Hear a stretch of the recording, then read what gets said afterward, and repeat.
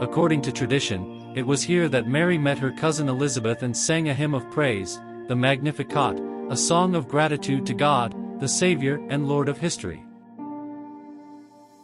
The Virgin Mary's visit to Elizabeth was first set in a place other than that of the birth of St. John at the beginning of the 14th century. Zechariah's house is in the mountains of Judea. In this place there are 2 churches, and between these churches flows a spring that is quite full of water.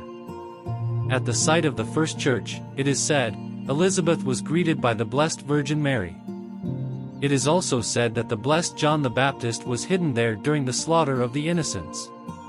At the site of the second church, the blessed John the Baptist was born, Brother Giovanni Fedonzola of Perugia, 1330.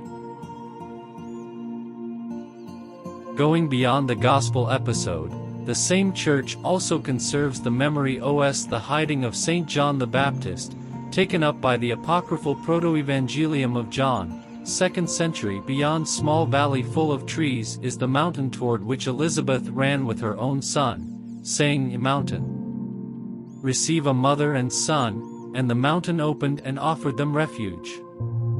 Herod's soldiers who were following them reached that point and finding no one, returned, confused. Even today one can see the place where this happened, marked in the rock.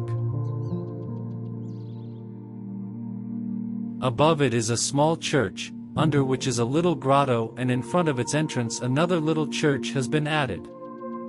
From this grotto flows a spring that quenched the thirst of Elizabeth and John while they were in the mountain, staying the served by an angel, until the death of Herod. Relics of earth from the grotto of Elizabeth and John were conserved as early as the 7th century in Rome, in the Lateran treasury and elsewhere. A stone, exposed in the crypt, continues this tradition today. In the 14th century the sanctuary was under the care of Armenian monks, who left it shortly afterwards. The Franciscans acquired the site in 1679.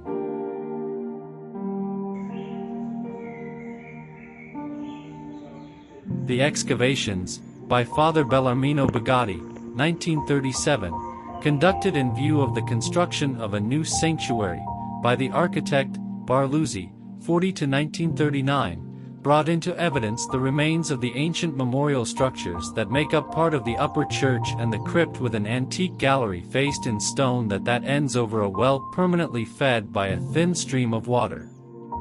Of note is the well-conserved Crusader Hall above the south side of the church.